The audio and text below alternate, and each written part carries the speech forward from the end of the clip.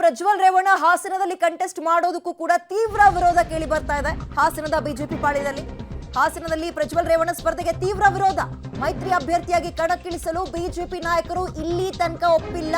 Preetham Gowda, eighty Ramaswamy ಹಾಗೆ ಶಾಸಕ ಮಂಜು ವಿರೋಧವನ್ನು ವ್ಯಕ್ತಪಡಿಸ್ತಾ ಇದ್ದಾರೆ. ಪ್ರಜ್ವಲ್ ರೇವಣ್ಣ ಅವರ ಕಂಟೆಸ್ಟ್ಗೆ ಸಂಬಂಧಪಟ್ಟಂತೆ ಪ್ರತ್ಯೇಕ ಸಭೆ ನಡೆಸಿ ಇದೀಗ ಬೇರೊಂದು ಮೆಸೇಜ್ ಕೊಡೋಕೆ ಮುಂದಾಗ್ತಾ ಇದ್ದಾರೆ. ಜೆಡಿಎಸ್ ನಲ್ಲಿ ಆಂತರಿಕ ವಿರೋಧ ಇದೆ ಅಂತ ಬಿಜೆಪಿ ನಾಯಕರು ಒಂದು ರಿಪೋರ್ಟ್ ರೆಡಿ ಮಾಡ್ಕೊಂಡಿದ್ದಾರೆ. ಯಾಕಂದ್ರೆ ಮೇಲ್ನೋಟಕ್ಕೆ ದೊಡ್ಡ ದೊಡ್ಡ ಲೀಡರ್ಸ್ ಗಳೆಲ್ಲ ಕೈ ಕುಲುಕಿ ಹೂಗುಚ್ಚ ಕೊಟ್ಟು ನಾವು ದೋಸ್ತಿ ಅಂದ್ರೂ ಕೂಡ ಅಲ್ಲಿ ಹಾಗಾಗಿಲ್ಲ. ಲೋಕಲ್ ಅಲ್ಲಿ ಫೈಟ್ ಇರೋದೇ ಬಿಜೆಪಿ ಮತ್ತು ಜೆಡಿಎಸ್ಗೆ. ಹೆಚ್ಚಿನ ಡೀಟೇಲ್ಸ್ ನ ನಮ್ಮ ಪ್ರತಿನಿಧಿ ಶಶಿಧರ್ ನೀಡ್ತಾರೆ. ಶಶಿಧರ್, ಇದೀಗ ಹಾಸನ ಮಂಡ್ಯ ಕನ್ಫರ್ಮ್ ಆಗಿ ಜೆಡಿಎಸ್ ಪಾಲಿಗೆ ಅಂತ ಹೇಳಾಗಿದೆ. ಈಗ ಹಾಲಿ ಸಂಸದರನ್ನ ಒಪ್ಕೊಳ್ಳಕ್ಕೆ ಮೈತ್ರಿ ಅಥವಾ ಬಿಜೆಪಿ ನಾಯಕರು ಒಪ್ತಾ ಇಲ್ಲ. ಮುಂದಕ್ಕೆ ಏನಾಗ್ಬೋದು? ಹಾಗಾದ್ರೆ ಏನು ಆಪ್ಷನ್ ಇದೆ ಬಿಜೆಪಿ ನಾಯಕರ ಮುಂದೆ?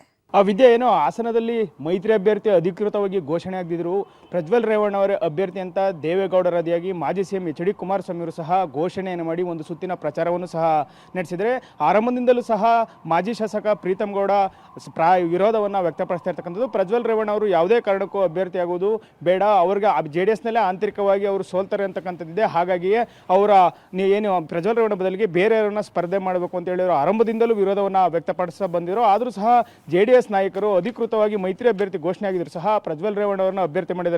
ಆದರೂ ಸಹ ಬಿಜೆಪಿ ನಾಯಕರು ಎಷ್ಟೇ ಮನವೊಲಿಸುವಂಥ ಪ್ರಯತ್ನವನ್ನು ಬಿಜೆಪಿ ಹೈಕಮಾಂಡ್ ಮಾಡಿದ್ರು ಸಹ ಜಿಲ್ಲೆಯ ಶಾಸಕರಾದಂತಹ ಸಿಮೆಂಟ್ ಮಂಜು, ಮಾಜಿ ಶಾಸಕ ಪ್ರೀತಮ್ ಗೌಡ ಹಾಗೆ ಮಾಜಿ ಶಾಸಕರಾದಂತಹ ಎಟಿ ರಾಮಸ್ವಾಮಿ, ಬಿಜೆಪಿ ಜಿಲ್ಲಾಧ್ಯಕ್ಷ ಸಿದ್ದೇಶ್ ನಾಗೇಂದ್ರ ಸೇರಿ ಎಲ್ಲರೂ ಸಹ ತೀವ್ರ ವಿರೋಧವನ್ನು ವ್ಯಕ್ತಪಡಿಸ್ತಾ ಇರ್ತಕ್ಕಂಥದ್ದು. ಅಲ್ಲದೆ ಸ್ಥಳೀಯ ಮುಖಂಡರ ಅಭಿಪ್ರಾಯವನ್ನು ಸಂಗ್ರಹಿಸಲಿಕ್ಕೆ ಬಂದಂತಹ ಶಾಸಕ ಶ್ರೀವತ್ಸ ಹಾಗೂ ಲಕ್ಷ್ಮೀ ಅಶ್ವಿನ್ ಗೌಡ ಅವರಿಗೂ ಇದೇ ವಿರೋಧವನ್ನು ಅವರು ಹೇಳಿರ್ತಕ್ಕಂಥದ್ದು. ಪ್ರಜ್ವಲ್ ರೇವಣ್ಣ ಅವರು ಸ್ಪರ್ಧೆ ಮಾಡಿದರೆ ನಾವು ಯಾವುದೇ ಕಾರಣಕ್ಕೂ ಅವರಿಗೆ ಬೆಂಬಲವನ್ನು ನೀಡಲ್ಲ, ಹಾಗಾಗಿ ಬೇರೆ ಯಾವುದಾದ್ರೂ ಅಭ್ಯರ್ಥಿ ಆಗಿದ್ರೆ ನಾವು ಈ ಬೆಂಬಲವನ್ನು ನೀಡ್ತೇವೆ ಅಂತೇಳಿ ಸ್ಪಷ್ಟವಾಗಿ ಪ್ರೀತಮ್ ಗೌಡ ನೇರವಾಗಿ ಸಂದೇಶವನ್ನು ರವಾನಿಸಿದ್ರು. ಇದು JDS-ಗೆ ದೊಡ್ಡ ತಲೆನೋವಾಗಿ ಪರಿಣಮಿಸತಕ್ಕಂಥದ್ದು. ಇದುವರೆಗೂ ಸಹ ಎಲ್ಲಿಯೂ ಬಿಜೆಪಿ ಹಾಗೂ JDS ನಾಯಕರು ಜಂಟಿಯಾಗಿ ಸಭೆಯನ್ನು ಮಾಡಿಲ್ಲ, ಮುಖಾಮುಖಿ ಭೇಟಿಯಾಗಿ ಚರ್ಚೆಯನ್ನು ಮಾಡಿಲ್ಲ. ಏಕಪಕ್ಷೀಯವಾಗಿ ಪ್ರಜ್ವಲ್ ರೇವಣ್ಣವರು ಪ್ರಚಾರವನ್ನು ಮಾಡ್ತಿದ್ರೆ, ಇನ್ನೊಂದೆಡೆ ಬಿಜೆಪಿ ನಾಯಕರು ಪ್ರತ್ಯೇಕ ಸಭೆಗಳನ್ನು ಮಾಡಿಕೊಂಡು ಪ್ರಜ್ವಲ್ ರೇವಣ್ಣ ಅವರಿಗೆ ತೀವ್ರ ವಿರೋಧವನ್ನು ವ್ಯಕ್ತಪಡಿಸ್ತಾ ಇರ್ತಕ್ಕಂಥದ್ದು.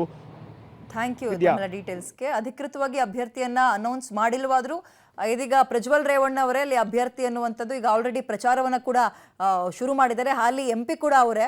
ಆದ್ರೆ ಇವತ್ತಿನಿಂದ ಅಲ್ಲ ಈ ಅಸಮಾಧಾನ ಹಾಸನ ಭಾಗದಲ್ಲಿ ಇದ್ದಿರುವಂಥದ್ದು. ಯಾವಾಗ ಮೈತ್ರಿ ಆಯ್ತೋ ಆಗಿಂದಲೂ ಪ್ರೀತಮ್ ಗೌಡ್ರು ಆಪೋಸ್ ಮಾಡ್ತಾ ಇದ್ರು. ಈಗ ಉಳಿದಂತಹ ನಾಯಕರು ಕೈ ಜೋಡಿಸಿದ್ದಾರೆ ಇದಕ್ಕೆ.